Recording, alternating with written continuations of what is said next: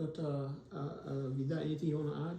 Oh yes, what I would like to add is that also your professors and advisors are a very good resource. If they, from time to time, professors tend to be very helpful, especially when they know you from somewhere else. And you should take this opportunity and not be shy that if you need any kind of help, or have a question about something, you go over there and ask them.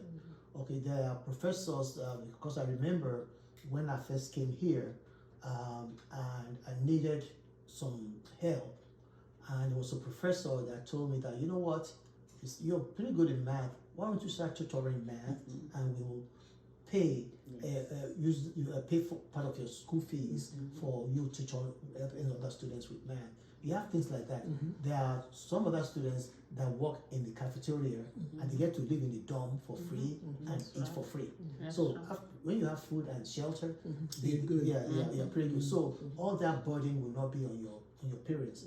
Another thing with faculty is that, well, they may be willing to write letter of recommendation if opportunities for scholarships that you can qualify for as a foreign student, because there are hundreds of thousands of scholarships in the United States. Not all of them are for foreign students. That's true. But you have the internet, you have